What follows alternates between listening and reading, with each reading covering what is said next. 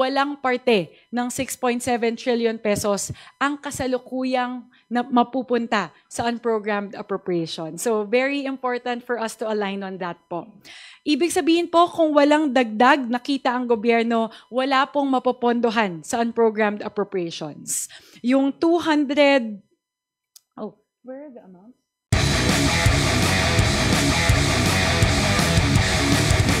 The copy of the General Appropriations Bill as approved on third reading has been uploaded to the website of the House of Representatives. So all volumes po, all the volumes are there, and you can access even the annexes. All of them are there, and we have also officially, I believe it has been transmitted to the Senate.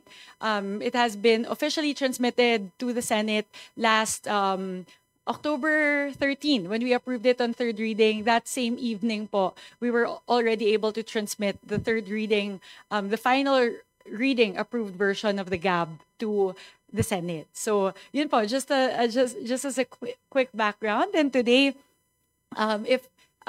what I was hoping to do po today is to present the General Appropriations Bill in its entirety as approved on third and final reading. Because all throughout the deliberations, there have been a lot of changes, but all of the amendments were deliberated on by the Budget Amendments Review Subcommittee, and all of those deliberations were live streamed. But today, I would like to look at it at a higher level, taking a step back and looking at it from a wider lens.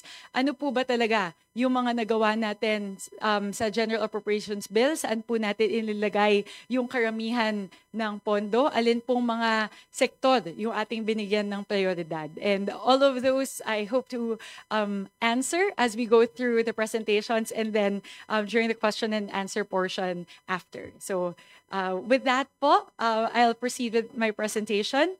So essentially, what we're trying to do, as we committed on the part of the House, is to create a people-centered budget for fiscal year 2026. So bukod po doon sa gusto nating gawing bukas at transparent yung proseso ng paggawa ng budget, gusto po nating siguraduhin na yung budget natin para sa taong 2026 ay talagang tumutugon sa pangangailangan ng ating mga kababayan, sa pangangailangan ng ating bansa, at talagang mararamdaman ng mga Pilipino. So yun po yung ating tema dito. We want to build a people-centered budget. So with that, we'll move to the next slide. So what are the priority sectors that we focused on for fiscal year 2026? Tatlo po yun. Binigyan po natin ng prioridad ang edukasyon, kalusugan, at agrikultura. One of the big questions that was asked to us, and again, this is unprecedented. It's unprecedented that we needed to reallocate 255.5 billion pesos within the budget in such a short time span. At nakita nyo naman po yun po yung talagang naging pangunahing papel ng Budget Amendments Review Subcommittee na for us to deliberate on how we will reallocate the 255.5 billion pesos that were taken out from DPWH, more specifically flood control projects, towards other priority sectors. And we also took the guidance of our President Ferdinand Marcos Jr. in terms of the priority sectors and priority programs for us to look at. And again, ang tinignan po natin at ang binigyan nating prioridad ay ang edukasyon, kalusugan, at agrikultura.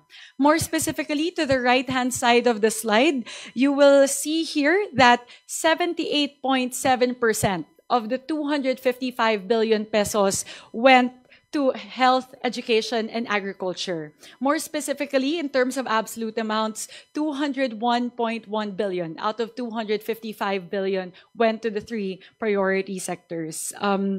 As you would see there, in terms of absolute amounts, we were able to add an additional 53.75 billion towards agriculture, 56.64 billion towards education, and 90.75 billion towards health. And the rest would be split across the different agencies. The other agencies being DOLE, DSWD, DOTR, DND, DOJ, DNR, DOF, DICT, DOE, Judiciary, Ombudsman, COA, NCSC, National Commission on Senior Citizens, LGSF, COMELEC, DMW, DSUD, and DILG. So dun po napunta yung 255.5 billion pesos mula sa flood control projects na inilipat po natin mula sa DPWH. We'll do a deep dive of each of these sectors later, just to highlight which particular programs we allocated the funds to. Pero ang pinakamahalaga po dito ay halos 80% po ng 255 billion ay napunta sa edukasyon, kalusugan at agrikultura. Next slide, please. So this is a very high-level view of the total budget per sector or department.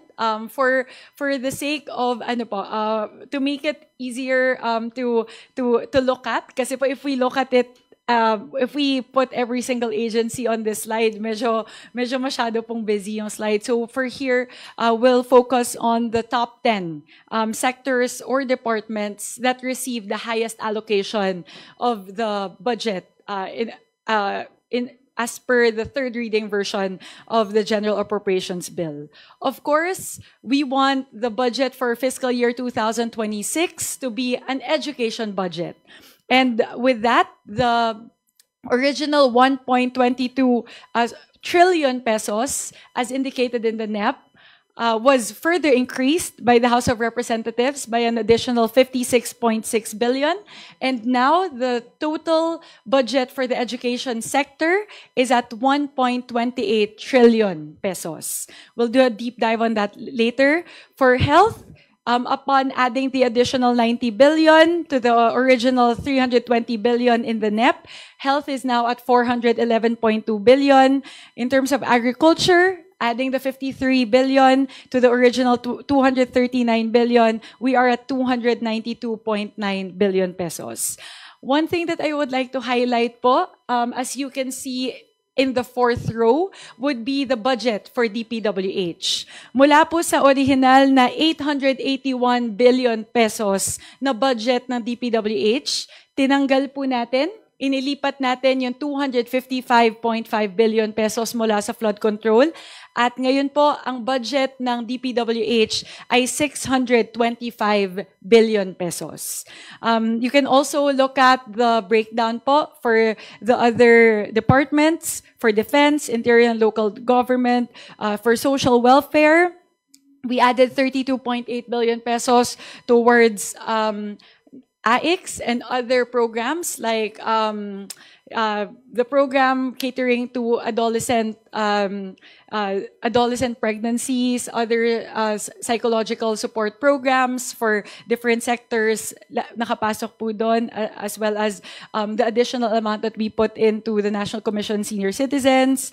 Meron din po for DOTR, for transportation, we added 2.8 billion. For the judiciary, we added 1.5 billion. And for labor and employment, a combination of DOLE, so you have TUPAD, other livelihood programs, and DMW. We added 300 million pesos to fund the OFW lounges. Kasi kung hindi po natin naidagdag yung 300 million pesos na yon, mapipilitan po na iisara yung OFW lounges. And we know that that is a flagship program of the administration and something that our beloved OFWs are very much looking for. So pinondohan din po natin yon. Totaling an additional 10.4 billion pesos for labor and employment. For defense, we added 4.2 billion pesos, and for interior and local government, we added 162 million pesos. So dito po sa slide na to, kitang-kita po natin, again, in the spirit of transparency, we are showing exactly where, which departments we reallocated the funds or we made the amendments po for in terms of the General Appropriations Bill. Next slide, please. So here, just to kind of focus more on the fact that the fiscal year 2026 budget is going to be an education budget. The budget for fiscal year 2026, I am happy to report, will be the highest education budget in the history of our country, with a total of 1.28 trillion pesos. That is the final total once we add the 56 billion pesos added by the House of Representatives. For the first time in history, we were able to breach the 4% international benchmark. At hindi lang po natin nalagpasan yung 4% na yon, umabot pa po tayo sa 4.1%. Ibig sabihin po, 4.1% of the education budget represents 4.1% of our country's GDP. And alam ko po, ang tagal na nating tinatarget yon. And finally, for fiscal year 2026, we were able to do that for the first time.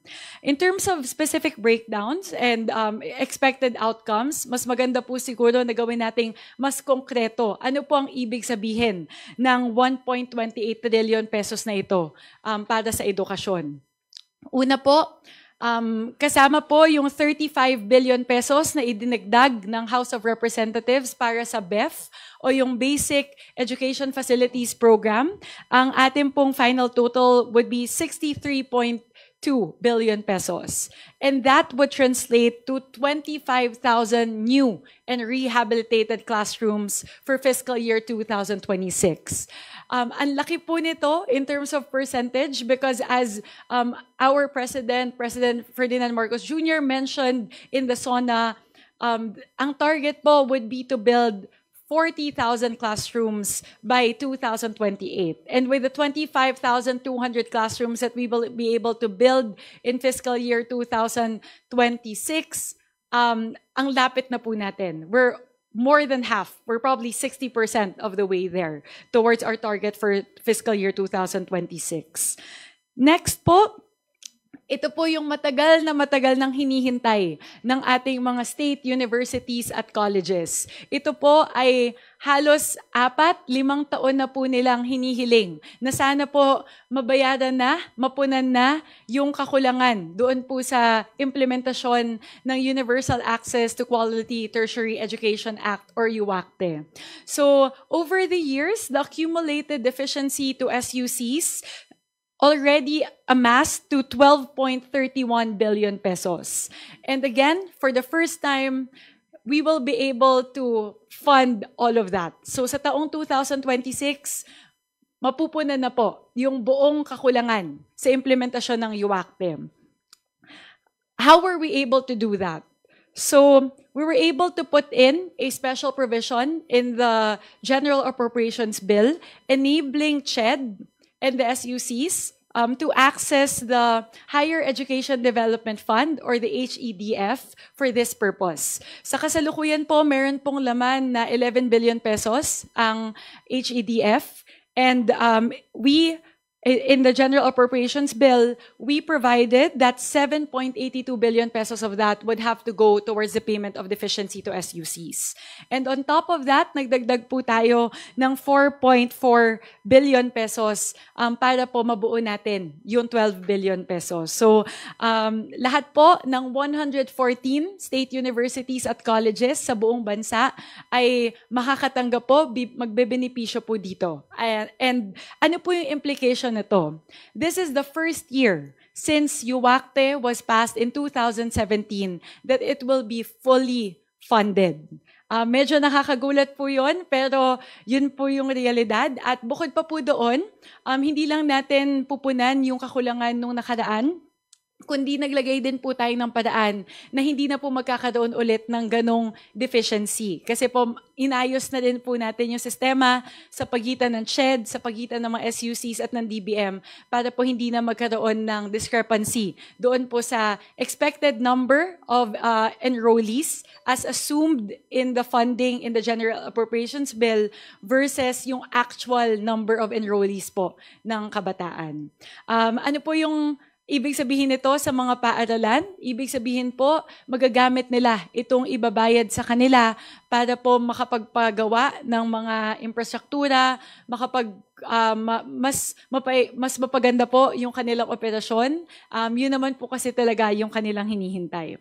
Lastly, with the additional 13.8 billion pesos approved by the House of Representatives towards UACTE, CHED, and TESDA, ang total na po ng scholarships would be 52.2 billion pesos. And that would translate to scholarships for up to 2.49 million students across the country.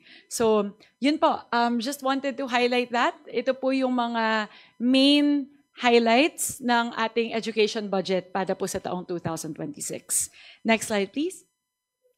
Similarly, the health sector budget totaling 411.2 billion pesos, including the 90 billion pesos added by the House of Representatives, would translate to the following. Una po, ang total PhilHealth subsidy po para sa taong 2026 ay maging 113 billion pesos. Dinagdagan po natin ng 60 billion pesos mula po sa ating mga amyenda dito sa House of Representatives. At yun po yung ating malaking tinalakay na sana po magamit po ng PhilHealth itong kadagdagang subsidiya para po mas mapaganda yung benefits package, mas mapalawak yung benepisyo na matatanggap ng mga pasyente, mabawasan yung direct contributions ng mga direct contributors at mabayaran po yung mga obligasyon ng PhilHealth sa mga ospital. Second, we were able to add 25 billion pesos rather for MAIFIP. Ano po yung ibig sabihin nito? Ang total po na amount ng MAIFIP para sa taong 2026 ay maging 49.2 billion pesos. And that would enable us to actualize the zero balance billing in government hospitals. Napakahalaga po ng papel na gagampanan ng MAIFIP para po wala na pong babayaran yung ating mga kababayan sa mga pampublikong ospital, lalo na po para sa ating mga indigent na mga kababayan. At panghuli po, nagdagdag po tayo ng 5.7 billion para po sa HFEP or Health Facilities Enhancement Program. At ang katumbas po nito para sa taong 2026 ay magkakaroon po tayo ng 27.9 billion pesos para po sa pagpapagawa ng iba't ibang mga ospital at iba't ibang mga gusaling pangkalusugan. Next, please. Next would be the agriculture budget. The agriculture budget would now total to 292.9 billion pesos, including the 90 billion pesos added by the House of Representatives. So some key highlights po. The first would be the 10 billion pesos that would be allocated towards the presidential assistance for farmers and fisher folk. Ang katumbas po nito, gamit po yung kasalukuyang guideline na 7,000 pesos bawat benepisyaryo. Ang katumbas po nito ay mabibigyan po ng tulong ang higit 1.4 million na mga farmers at mga fisher folk, mga magsasaka at mga mangingisda sa ating buong bansa.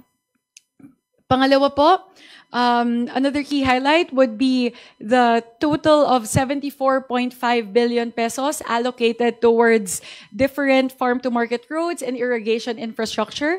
So that includes the 35.5 billion pesos added by the House of Representatives. At alam naman po natin yung napakamahalagang papel na ginagampatan po ng mga farm-to-market road at mga irigasyon para po matulungan yung ating mga magsasaka na mas mapababa yung kanilang ginagastos sa pagsasaka dahil po mas mura yung binabayaran nila para po maiangkat, makuha po yung yung mga kanilang sinasaka o inaani mula po sa kanilang mga palayan.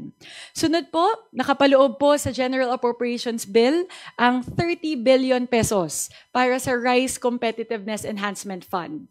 Ibig sabihin po may karagdagang 30 billion pesos para po makapagbigay ng mga makinarya, binhi, training, pautang, insurance, irigasyon, at iba pang suporta para po sa ating mga mahal na mga magsasaka. Sunod po, nagbigay po tayo ng karagdagang 4.3 billion pesos sa NFA para po makabili po sila ng karagdagang post-harvest facilities at mga truck. Muli, gusto po natin na paigtingin yung pagbili ng NFA ng mga palay mula po sa ating mga magsasaka dahil mas nabibili nila sa mas mataas na presyo yung palay ng ating mga magsasaka. Sunod po, nagbigay po tayo ng karagdagang 1 billion pesos para sa crop insurance. So para po matulungan yung ating mga magsasaka, lalo na po sa panahon ng kalamidad, para po meron silang insurance na pwede pong masandigan. Sunod po, we added 2.4 billion pesos towards the construction of different deep water ports for agri-industrial products and an additional 200 million pesos for the land tenure security program, particularly for agrarian reform beneficiaries. So, kalaki po ito ng New Agrarian Emancipation Act na naisabatas po ilang taon na yung nakadadaan. Next, please. And something that we would like to really highlight is how the House worked very, very hard to do all of these in the midst of implementing reforms. Sweeping reforms po, hindi lang mga maliliit na reforma. Binago po natin yung maraming mga proseso na ilang dekada na nandoon. Kaya it was doubly hard for us to be able to pass the budget. We had to work very, very hard to pass the budget on time in the midst of all of these reforms. Pero ginawa po yan ng inyong Kongreso dahil po sa aming pangako sa ating mga kababayan na gagawin po nating bukas, gagawin po nating transparent, gagawin po nating participative ang budget process para sa taong 2026 at sa mga susunod na taon. Ano-ano po yung mga reforma na ating ginawa? First, we have abolished the small committee. So the small committee, it has now been replaced by the open and the transparent Budget Amendments Review Subcommittee. Institutional amendments were deliberated on by the BARC, and the roughly 20 hours of deliberations were all live streamed. And during all of those deliberations, we showed the public line by line where every peso of the amendments went. Saan pong mga departamento, saang mga programa. Second, budget deliberations were made open and transparent. All committee hearings, plenary deliberations, and BARC deliberations were all live streamed across different platforms, Facebook, and YouTube. Engagement with CSOs, accredited civil society organizations were invited to deliberations. We conducted the first ever People's Budget Review. Civil society organizations were allowed to field questions to the agencies through the vice chairpersons of the Committee on Appropriations, and their inputs were also incorporated in the budget. A lot of the suggestions of the CSOs, especially those pertaining to education, special education programs, to transportation and agriculture, were incorporated into the budget. All amendments were incorporated before the second reading approval. Napakahalaga po nito dahil ito po ay constitutional requirement. At talaga pong sinundan natin yung constitutional requirement na pagkatapos po ng approval on second reading, wala na pong pinayagan na ibang amyenda na ipasok. Also, for the first time in recent history, the period of individual amendments rather, were opened to all House members. All members were also provided copies of the second reading version and the third reading version of the General Appropriations Bill before each respective voting periods. So, yun po, ito po yung mga mahalagang reforma na atin pong ginawa sa loob po ng 20th Congress. Next, please. Ito po, gusto ko pong talakayin ito ngayong araw kasi alam ko po karamihan ng usapin nitong mga nakaraang linggo ay nakasentro sa usapin ng unprogrammed appropriations. So tulad po ng aking ipinangako patungkol sa iba't ibang aspeto ng budget, gusto ko din pong buksan yung tabing sa unprogrammed appropriations. Ang pakiramdam ko po kasi, at yun po ay aking palagay, isa po sa mga dahilan kung bakit nagkakaroon ng ganitong usapin pagdating sa unprogrammed appropriations, ay meron po kasing uncertainty with regard to the contents of unprogrammed appropriations. So today, I would like to go through the different items within unprogrammed appropriations as well as the breakdown para po makita po natin ano po ba talaga yung laman ng unprogrammed appropriations. Pero bago po tayo pumunta dyan, ano po ba ang unprogrammed appropriations? I know this has been said a lot of times over the past few weeks, but unprogrammed appropriations is a standby appropriation duly authorized and approved by Congress in the General Appropriations Act. Standby appropriations lang po ito. Hindi po ito nakapaloob doon sa 6.793 trillion pesos na budget, na national budget na atin pong inaaprubahan. If you would want to look at it from a different lens, there is currently no funding for unprogrammed appropriations. Wala pong parte ng ating buwis sa 6.793 trillion pesos ang napupunta sa unprogrammed appropriations sa kasalukuyang forma ng General Appropriations Bill. And when can you actually fund unprogrammed appropriations? Mapopondohan lang po ang unprogrammed appropriations kung meron pong sobra o kadagdagang kita ang ating gobyerno sa taong 2026 o kung meron pong panibagong loan agreements na ating pong mafa-finalize kasama po ang ating development partners, particular po sa foreign assisted projects. So, yun po siguro muna. Lagi po kasing sinasabi na malaking porsyento ng 6.7 trillion ay napupunta sa unprogrammed appropriations. Hindi po tama yun. Sa katunayan po, walang parte ng 6.7 trillion pesos ang kasalukuyang na mapupunta sa unprogrammed appropriation. So, very important for us to align on that po. Ibig sabihin po, kung walang dagdag nakita ang gobyerno, wala pong mapopondohan sa unprogrammed appropriations. Yung 200... where are the amounts? Sige po, pasensya na po, na-delete po. Pero, nung 2025 po, ang total amount po ng unprogrammed appropriations was 363.4 billion pesos. Kumpara po sa kasalukuyang level ng unprogrammed appropriations na 243.2 billion pesos. So, kung titignan po natin, nagkaroon po ng pagbaba sa total amount for unprogrammed appropriations. That would be 120.2 billion pesos reduction for unprogrammed appropriations from 2025 to 2026. Ayan na po, handa na po. Sorry, na-delete lang.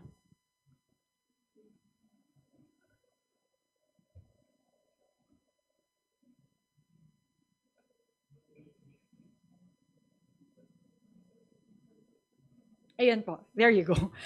Sorry po. That was the original version of the slide. So dito po sa ilalim, mahalaga po na bigyan natin ng diin na bumaba po yung total amount. The total amount for unprogrammed appropriations decreased from 2025 to 2026. From the 2025 level of 363.4 billion pesos, the amount for unprogrammed appropriations decreased by 120 billion pesos to the current 2026 level of 243.2 billion pesos. So, yun po, malaki po yung tinanggal sa unprogrammed appropriations sa kasalukuyang version ng General Appropriations Bill.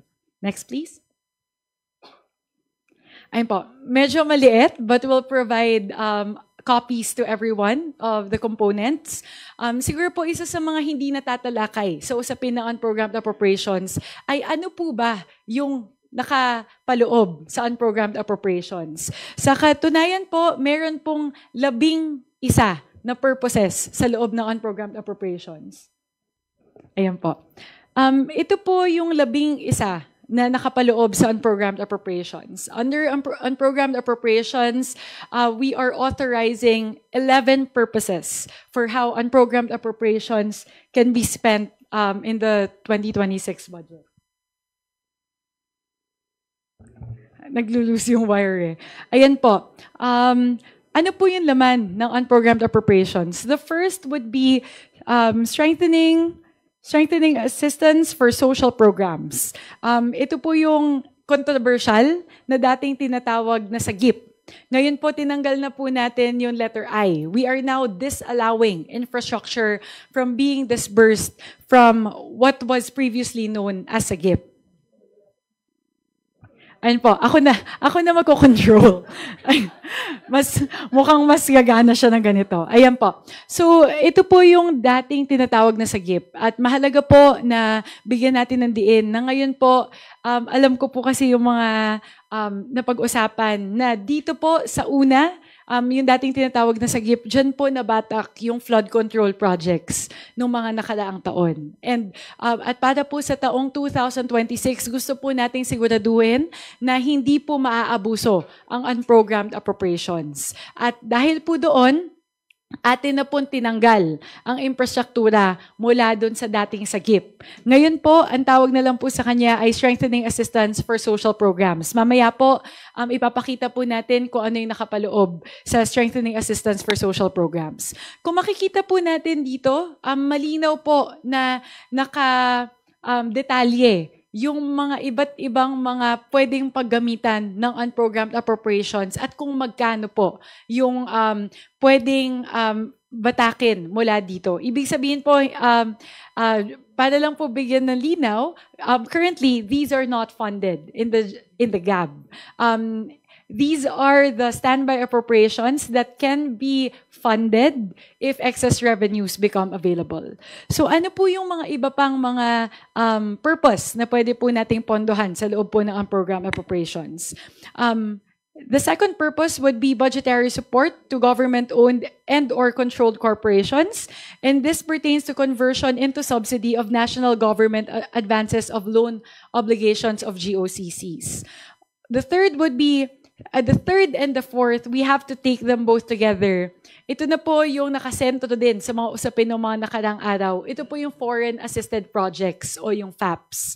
In total, the total amount for Purpose 3 and Purpose 4 is 97.3 billion plus 35 billion pesos. So this would total 133 billion pesos for foreign assisted projects. Mamaya po ipapaliwanag ko din po yan sa mas malalim na detalye. Fifth would be the program on risk management. So these cover the commitments and obligations of our government towards public-private partnership programs or PPPs.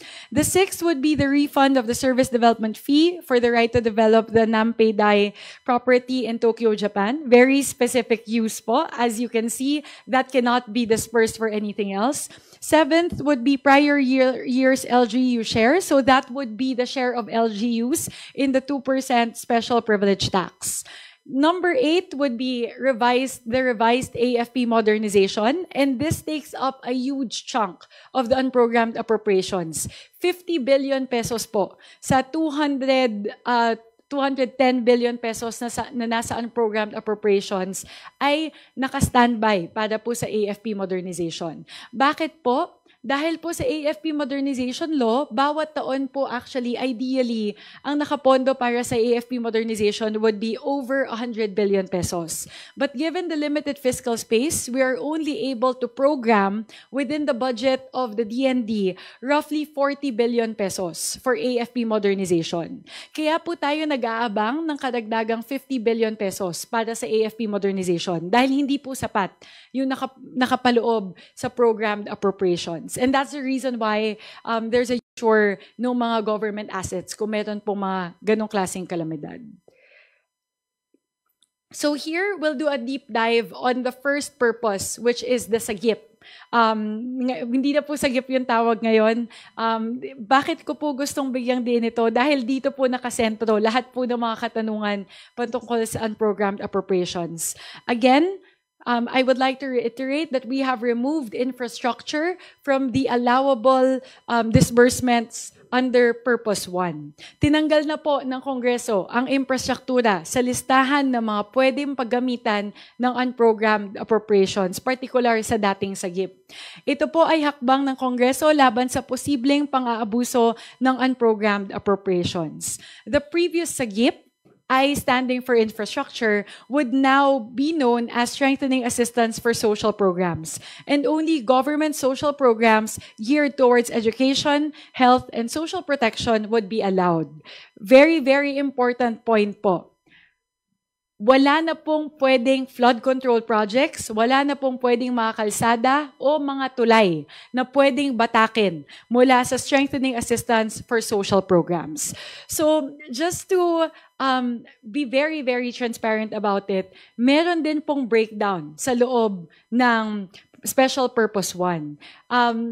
Siguro po kasi, nakita ko po sa ilang pagtatalakay na unprogrammed appropriations, iniisip po kasi ng ilan na lump sum funds yung unprogrammed appropriations. Hindi po totoo ito. Sapagkat meron pong naka-line item na mga programa at mga purpose sa ilalim po ng unprogrammed appropriations. And here I would like to highlight the purposes or the projects intended under Special Purpose 1. Makikita po natin dito, meron lang po, technically, merong infrastruktura dito. Kung makikita nyo po sa ilalim ng DepEd, meron pong naka-standby para sa Basic Education Facilities Program at Public Schools Infrastructure Program. So, technically, meron pong infrastructure, pero ang pwede lang po dyan ay mga school buildings. So, just to do a deep dive, ano po yung laman ng bagong strengthening assistance for social programs that total 45 billion pesos. So, first, as you would see, there would be the payment of SSS loans. So that's 3.3 billion pesos. For CHED, the competitive grant mechanism for state universities and colleges would amount to 2 billion pesos. For PhilHealth, there's an additional 21.1 billion pesos on standby. Again, why is this the case? Even at 113 billion pesos, posible po kasing kulang pa rin yung binibigay natin sa PhilHealth. So, in case there would be excess revenues, we are putting roughly 21 billion pesos on standby for additional subsidies to PhilHealth.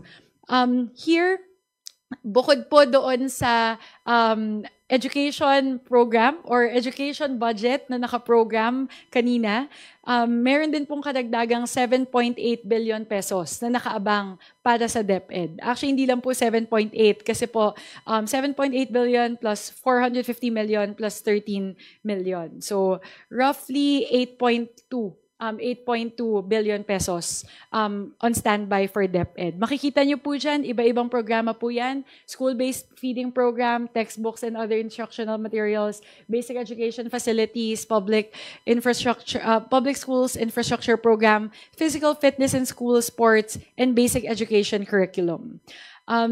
Meron din pong nakaabang para po sa DOLE TESDA. There is 2.3 billion pesos on standby for the scholarship program for eligible incumbent child development workers, including UACTE requirements. There is also 1.3 billion pesos on standby for the requirements for hospital equipment and other facilities, and 6.5 billion pesos on standby for AICS under DSWD. Siguro po gusto ko pong bigyang diin ito dahil ngayon pong 2025, nagamit po natin yung AICS na nakapaloob sa unprogrammed appropriations. Nung tumama po yung lindol at mga bagyo sa Masbate, Cebu at Davao, kinailangan po nating bumatak ng 5 billion pesos mula sa unprogrammed appropriations para sa AICS, para po makapagbigay ng kadagdagan tugon dun po sa mga nasalanta ng kalamidad. And maybe that's a really good illustration of how unprogrammed appropriations can help the government operationalize. Kung wala pong unprogrammed appropriations na nakaabang, para sa AIX, wala pong agadang tulong na mailalabas ang DSWD para sa mga nasalanta ng bagyo at ng kalamidad at ng lindol dahil ubos na po yung AIX na nakaprogram sa ilalim ng DSWD. So that's a really good illustration of how unprogrammed appropriations can help the government and the Filipino people. Next, yun po yung unang purpose. Ito po yung foreign assisted projects under unprogrammed appropriations. I think both the House and the Senate were very clear on this, that we would need to retain the funding for foreign assisted projects under unprogrammed appropriations. And why is that so? Infrastructure projects lodged under DPWH and DOTR will only be allowed if these are foreign assisted projects or FAPs. FAPs are projects funded by partner countries such as JICA, the French ODA, multilateral bodies or other international entities such as the World Bank, Asian Development Bank. And we need to retain the funding for FAPs because we cannot renege on our obligations and agreements to our development and international partners. Hindi po kasi pwede na kapag meron tayong commitment sa ating sa international na level, hindi po natin basta-bastang pwedeng talikuran yon, kaya kailangan po nating pondohan yung FAPs. Here, the total of for FAPs, a combination of a combination of Purpose 3 and Purpose 4, as highlighted a while ago, under unprogrammed appropriations, total to 133.1 billion pesos. And FAPs account for 54.7% of the total 243 billion pesos under unprogrammed appropriations. So makikita nyo po, ano po yung saan po napupunta yung majority ng unprogrammed appropriations? Tatlo po yun. Sa ilalim po ng FAPs, higit kalahati. Pangalawa po sa AFP modernization, roughly 20%, 50 billion pesos. At pangatlo po, doon po sa unang programa, yung pinakita ko po kanina, yung strengthening assistance for social programs, totaling 45 billion pesos. So yun po yung tatlong pinakamalalaki na laman ng unprogrammed appropriations. Last slide, this is the last slide of the whole presentation, just to show the breakdown of FAPs by category. Out of the 133 billion pesos under FAPs, ito po yung breakdown. Siguro po, importante po na mapakita kung saan po napupunta to. Meron po kasing mga katatungan na bakit hindi na lang ilagay sa programmed appropriations ang lahat ng foreign assisted projects. Yun po ay dahil sa panahon na binubuo pa lang yung budget, during the budget preparation stage, the requirements needed for it to go into programmed appropriations were not satisfied for these projects. For example po, there are two requirements for it to go into programmed appropriations. First is it would require a perfected contract or perfected agreement between the Philippines and our international partners. And second, that particular perfected contract would need to be approved by the NEDA board. So, yun lang po yung dahilan. As much as we would like to put all of the foreign assisted projects under programmed appropriations, meron po kasing mga proyekto na mahahalaga na hindi po umabot doon. At ito po yun. Una, yung 36.7% po, yun po yung binanggit ko. These are the FAPs currently under negotiation. So, out of the 133 billion, 48 billion po yun. Ibig sabihin, hindi pa pinal yung kasunduan sa pagitan ng Pilipinas at ng ating international partners. Second, the newly approved loans. I put that separate because when the NEP was finalized in July, these two projects under DSWD and DOH were still not finalized. And as of October 7, these two projects already have perfected agreements. That's why we put it separate. And the total for that would be 38 billion pesos. And lastly, this is very interesting. 45 billion under FAPs are additional Tier 2 requirements of ongoing foreign assisted projects under DOTR. Ano po yung ibig sabihin nito? Ito pong 45.8 billion pesos na to, meron silang counterpart sa loob ng programmed appropriations ng DOTR. Pero dahil po, sa palagay po ng DBM, ang kanila pong assessment ay hindi po mauubos ng DOTR yung kabuuan ng pondo na yon. So halimbawa po, I'm using the numbers loosely, but just as an example, the Metro Manila Subway Project, for example po, 100 billion po yung kailangan sa project na yon. So, ideally, you would put the whole 100 billion under programmed appropriations. But given the historically low utilization rate for the Metro Manila Subway project, sayang naman po kung ibibigay natin yung buong 100 billion pesos doon sa programa na yon, nang hindi naman mauubos ng DOTR. So ang ginawa po ng DBM, imbes na ibigay yung buong 100 billion pesos, binigay nila yung kalahati. Halimbawa lang po to, hindi ko po maalala yung mismong numero, pero binigay nila yung kalahati under Tier 1. Para po, yung kalahati, yung 50 billion pesos na kalahati, ay pwede nilang mailagay sa ibang mga departamento at ibang mga programa na talagang kailangan ng ating bansa. Ano po yung nangyari doon sa 50 billion pesos na natira na kailangan sana ipasok sa Metro Manila Subway Project? Linagay po sa unprogrammed appropriations. Para kung magkaroon ng pagkakataon na mauubos po ng DOTR yung 50 billion pesos na unang nailagay sa ilalim na unprogrammed appropriations, pwede pong bumatak sa unprogrammed appropriations. So, yun po. Hindi po totoo na yung mga programa sa ilalim ng unprogrammed appropriations ay walang counterpart o walang katumbas na line item sa programmed appropriations. There are instances wherein there are counterpart projects under the programmed appropriations, but DBM elected to separate the two in order to allocate resources towards programs and projects that are more urgently needed by our country. So, yun lang po. A little bit, my apologies po, it's a little bit technical, but it's really important po to be able to dissect the contents of unprogrammed appropriation. So, that's it. That would be my presentation po. Yun po yung kabuuan ng ating budget para sa taong 2026.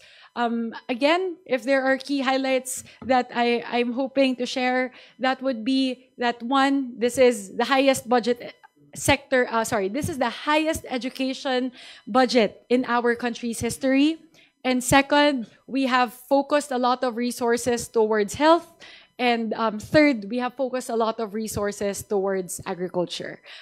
Yun lang po. Maraming salamat po. And I would now like to open the floor to questions from our friends in the media.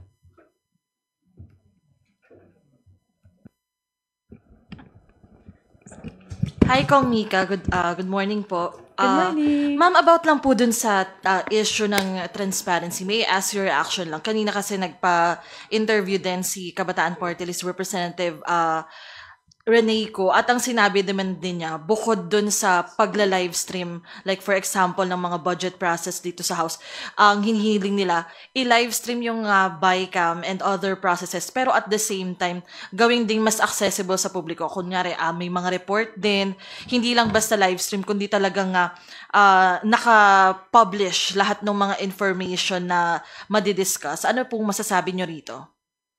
Siguro po unahin ko po yung patungkol sa live stream ng the Bicameral Conference Committee. I believe that was one of during our very first meeting, yung unang press conference ko po bilang chairperson ng Committee on Appropriations, I already gave the commitment of the House that the leadership is very much supportive of the thrust towards opening the Bicameral Conference Committee deliberations. At naging masaya po ako kasi last week po mismong si Presidente Bongbong Marcos na po yung nagsabi na il-livestream po yung Bicameral Conference Committee. So again, the House is very much in support. I believe Speaker Boji D has also said the same. He came out with a statement supporting the open Bicameral Conference Committee deliberation. So, very supportive din po ako pagdating po sa Open Bicam.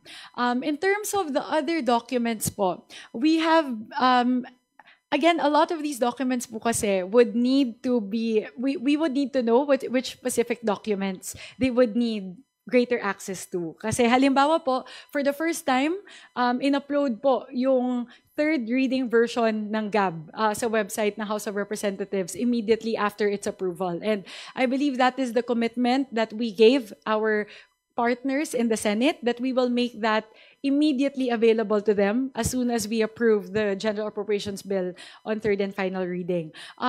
In terms of other reports, halimbawa po, kunwari, sa susunod po, pag merong BARC, kung gusto po ng reports, pwede rin naman po nating ilabas yan. Kasi po naka-live stream naman po, so kitang-kita po ng lahat yung Excel file. But if other members of the House and other members of the public would like a formal document to be uploaded, particularly with regard to the BARC, pwede din po natin gawin yon. So I would be very happy to talk to Congresswoman Ko as to which documents they would like better access to moving forward. Opo. And last na lang po, ma'am, from my end, sa ngalan ng House Committee on Appropriations and even sa Kamara, kasi hindi pa rin po natatapos yung mga nagsasabing, sinabi rin ng Makabayan Block na may pork barrel system pa rin, sinasabi na may 600 plus billion pesos of it, and even yung mga civil society organizations, ito din yung palagi nilang sinasabi habang nandito pa rin sa level ng Senate naman ngayon yung bilang pinuno po ng House Committee on Appropriations, ano pong masasabi nyo rito sa issue ng pork barrel at assurance na rin sa ating mga kababayan? Maraming salamat po. Sinisigurado po natin na wala pong pork barrel funds sa budget para sa taong 2026. Alam ko po yung mga particular na programa na binabanggit po sa usapin na ito. Kadalasan po ang nadidinig ko yung AIX, MAIP at TUPAD.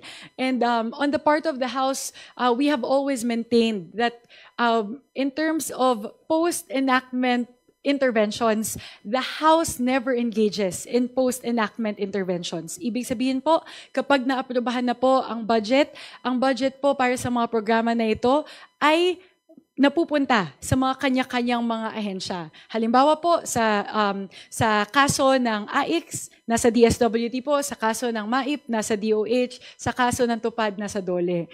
So, yun po, nandun po yun. At nasa discretion po ng ahensya kung papaano po i-disburse ng ahensya. They have their own internal guidelines, they have their own internal procedures as to how to disburse these funds. At wala pong intervention ang Kongreso patungkol po sa implementasyon ng mga programa na to. Another characteristic of pork barrel funds, as it's known in the past, would be its lump sum nature. At kung nakita nyo naman po yun, nakadetalye po lahat ngayon. Wala pong mga nakatago na pondo, wala pong mga nakatago o mga nakabaon na mga programa. Kaya po, atin pong maibibigay ang kasiguraduhan sa ating mga kababayan na wala pong pork barrel funds sa ating budget para sa taong 2026 at sa mga susunod na taon po sa ilalim po na aking liderato bilang chairperson ng Committee on Appropriations. Next question. Kenneth.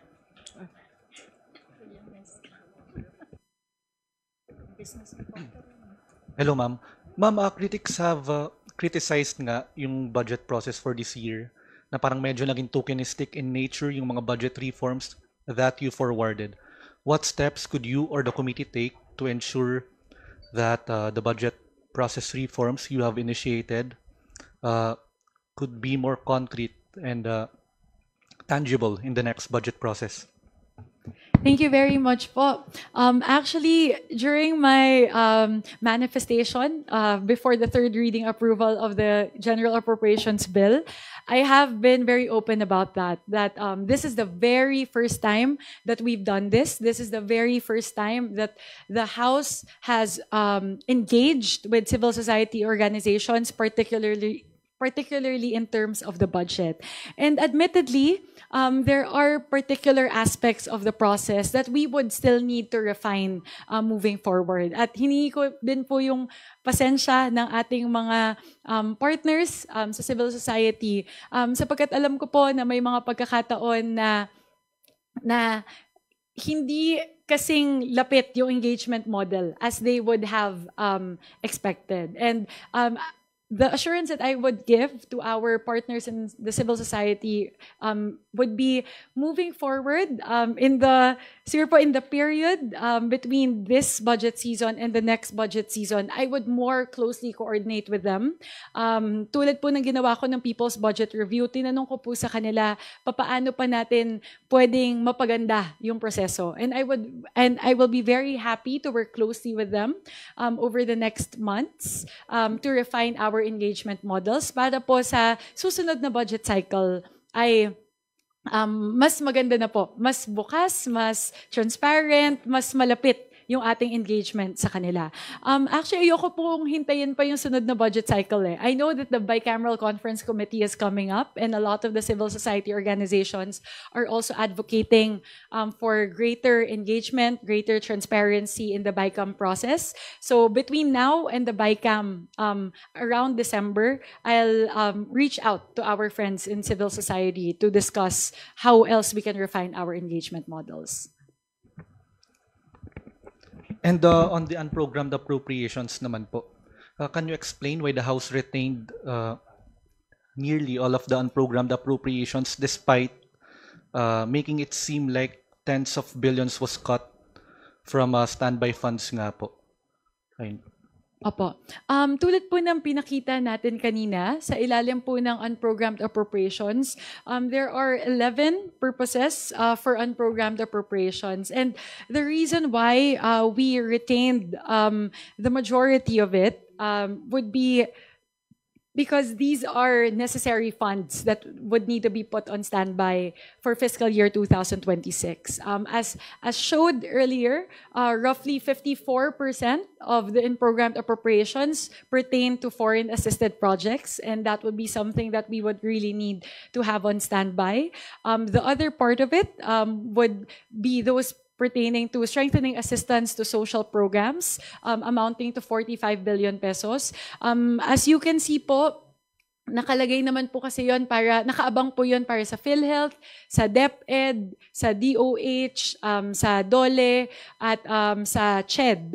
So these are items that would be necessary and would be very helpful for the country. And lastly po, sa AFP modernization, actually po, as also explained earlier, mas malaki pa nga po yung funding requirement as per the AFP modernization law. So there's 40 billion under programmed appropriations right now, 50 billion under unprogrammed appropriations. We still have around, I think, 20 to 30 billion deficit despite having this in unprogrammed appropriations. So, kung titignan po kasi natin, kung hihimayan din po natin yung utilization rate ng unprogrammed appropriations nitong mga nakadaang taon, hindi naman po talaga nagagamit yung or hindi po napopondohan yung kadamihan ng unprogrammed appropriations. Naglalagay lang po tayo ng line item doon para lang po may legal basis.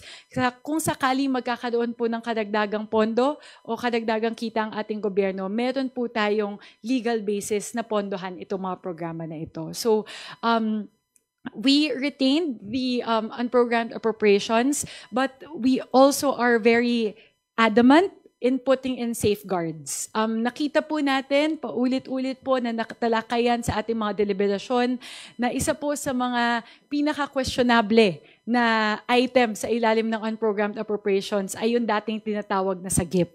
At ang dahilan po kung bakit questionable yon dahil ang dami pong nabatak doon ng mga flood control projects at iba pa ng mga infrastructure projects na dapat sana ay nakalagay sa ilalim ng programmed appropriations. Kaya yun po yung ating ginawa.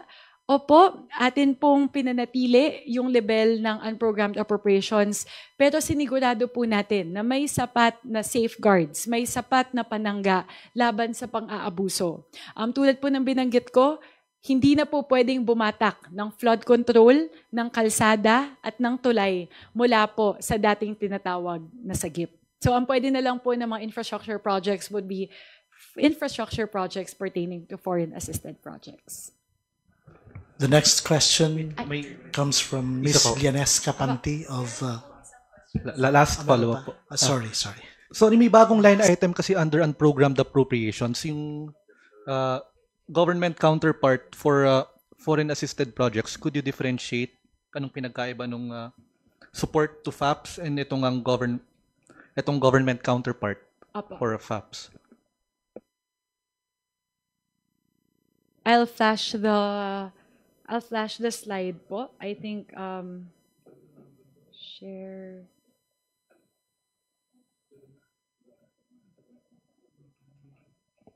Ayan po. Dito po, as you can see, the first item that was mentioned would be number 3, support to foreign assisted projects, and 4 would be government of the Philippines counterpart of foreign assisted projects. Bawat foreign assisted project may dalawang component. Yung una po would be the loan proceeds. Yung loan proceeds po, yun po yung ipinopondo galing po doon sa ating international partner. So yun po yung galing sa JICA, galing sa COICA, galing sa ADB, galing sa World Bank. Yun po yung loan proceeds. At yung loan proceeds po nakapaloob sa number 3. Yung pangalawang sangay po ng foreign assisted projects would be what you call GOP counterpart. Ibig sabihin po, sa agreement, may parte po na sagot ng ating international development partner, may parte na sagot ng ating bansa. Para din po yung mga counterpart projects ng mga local government units dito po sa ating bansa. Usually, halimbawa po kung magtatayo ka ng rice processing center sa isang probinsya, may 10% na counterpart yung mga LGUs. Parang ganun din po yung modelo ng foreign assisted project. So that's the reason why for the same project, there is always a loan proceeds component and there is a GOP counterpart component. So yun po yung diferensya ng number 3 at number 4. Kong, sorry. Nasel si ano muna. Connected Tina lang muna. doon. Sandali Ma'am, lang. Yes po. yung connected to the question of Kenneth, Yes, why was it not in the NEP? Apo. Tulad po ng nabanggit kanina, may dalawa po kasi, there are 2 criteria that would need to be satisfied for foreign assisted projects to be incorporated into the NEP. So the first would be during the budget preparation stage, there would need to be a perfected contract or perfected agreement with our international development partner. The second criteria po would be this particular perfected contract or agreement would need to be approved by the NEDA board. And the only reason why these projects are not in programmed appropriations is that these projects were not approved on time or ongoing pa po yung kanilang negotiation. So again, the ideal scenario would be to have all of these foreign assisted projects under programmed appropriations. Pero yun lang po yung dahilan. Halimbawa po, ito pong DSWD and DOH sa baba. Yung DOH po, ongoing FAPS na po yan. Pero hindi po na-approve yung extension ng loan in time. For DSWD po, it was a newly approved loan last October 7 lang po. So that's the reason why pinasok po muna siya sa unprogrammed appropriations. And then, yun po, hindi po siya nakapasok sa deadline para sa programmed appropriations. Ma'am, pero bakit po yung amount is the exact amount na nagko-correspond doon sa infrastructure projects from SAGIP?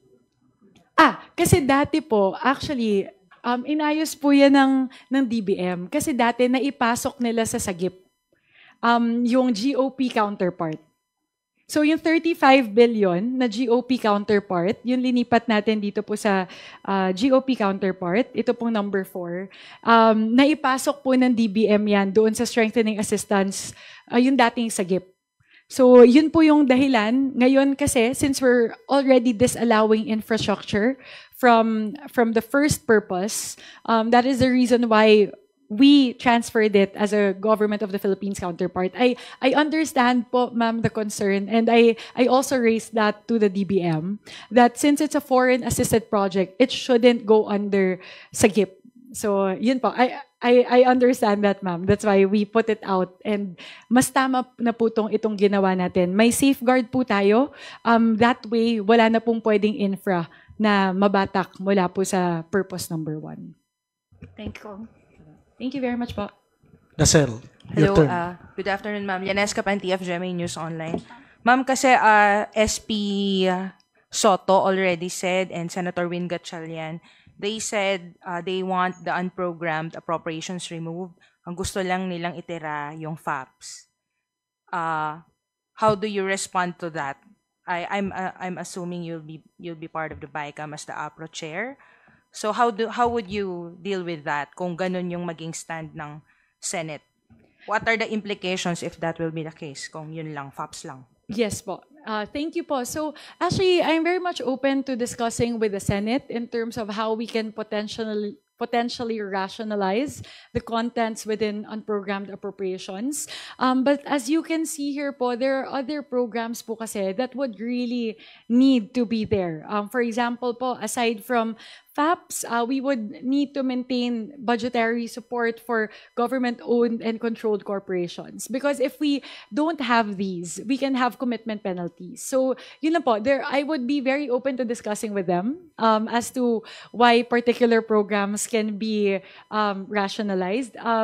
Perhaps one thing that they can look at, instead of totally removing AFP modernization, we can talk about reducing the 50 billion. Parang ganun po. So, rather than zeroing out the particular items under unprogrammed appropriations, one option is to explore reducing it. So, yun po. I believe it has to be a ongoing conversation on the part of the House and on the part of the Senate.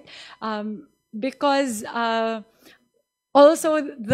also, DBM and Malacanang have been very, very vocal about this, na may mga particular na programa po sa ilalim ng unprogrammed appropriations na kailangang i-maintain. So, I would be very happy to discuss with the Senate. So, hindi naman po sarado sa parte ng House na kailangan po itong buong 243 billion pesos ay manatili. Hindi po yun saradong usapin.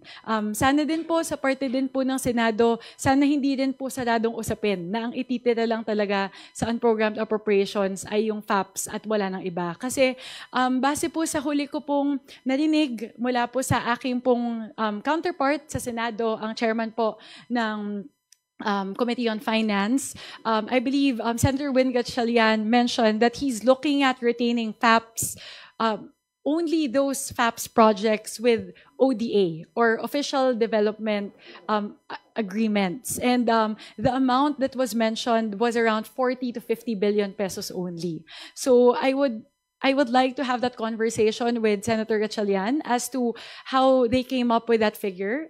Because in terms of our computation, the total for FAPS would be around 133 billion. And in terms of those programs that have finalized ODAs, we are looking at around 85 billion pesos. So, yun po siguro yung mga kailangan nating pag-usapan na papaano po natin pwedeng i-rationalize. Ulitin ko po, hindi po saradong usapin sa parte ng Kamara. Hindi naman po namin sinasabi na kailangan i-retain yung buong 243 billion pesos. We are open to discussions with the Senate on how we can rationalize the items under unprogrammed appropriations. Thank you po. Ma'am, yung second question ko about yung 13.8 billion for scholarships na saan po siya galing? Kasi 'di ba yung 12 billion special provision, I understand, yung sa UACTEP. But yung 13.8 billion additional scholarships, galing po ba yun ng DPWH? Yes po. Kabuuan po nito, kabuuan po ng 13 billion pesos ay nagmula po sa 255.5 billion pesos na binatak mula po sa DPWH. Yung 12 billion pesos po, kanina, yung sa deficiency to SUCs, hindi po lahat yun sa special provision lang. 7.8 billion pesos po ay galing po sa special provision ng HEDF. And the remaining 4.4 billion pesos was also funded from the 255 billion pesos of DPWH. So in total po, we were able to pull an additional 18.2 billion pesos for scholarships from the 255 billion pesos from flood controls in DPWH. Last na po on my part. Yung 113 billion po for PhilHealth, what does this mean for PhilHealth members? Like, I think most of us here. Opo. Thank you, Ma'am Yanesca. I actually have been trying to press PhilHealth to I've manifested that several times during all the hearings and during the BARC deliberations even that sa akin pong parte, 3 po sana yung gusto ko makita na gagawin ng PhilHealth. Doon po sa 113 billion pesos na atin pong ipagkakatiwala sa kanila. Una po, sana mas mapalawak nila, mas mapataas nila yung benefits package para sa mga pasyente. Pangalawa, sana po mas mapababa nila yung premium para po sa mga direct contributors. At pangatlo po, sana mabayaran nila yung kanilang mga obligasyon sa mga ospital. Yun po yung 3 na gusto po sana naming makita galing po sa PhilHealth. And one of the manifestations that I gave is that we even gave PhilHealth a deadline to give us a detailed analysis of how they can actually improve the benefits package. I still need to talk to PhilHealth kasi po nung nakita namin yung expansion na balak nila gawin, medyo sa mata po ng Kongreso, medyo hindi pa po sapat yun. Kasi gusto po sana namin, kung naalala nyo po, nung deliberation, hinihingi ko po mas mapataas ng sobra yung kanilang binibigay para sa angiogram at angioplasty. Ngayon po kasi parang 9,000 pesos lang yata yung binibigay nila para sa angiogram at alam naman po natin na minimum 50,000 pesos yung angiogram. So yun po yung 3 na gusto ko makita na gagawin ng PhilHealth at medyo kailangan pa po naming, medyo dikdikin pa po yung PhilHealth para makuha yung commitment nila dito. Thank you po. Next, Haj. Hi, Kong Mika. Magandang Hi, hapon Sir po. Haji. Ma'am, there was a senior minority lawmaker na who urged President Marcos to replace the DBM chief.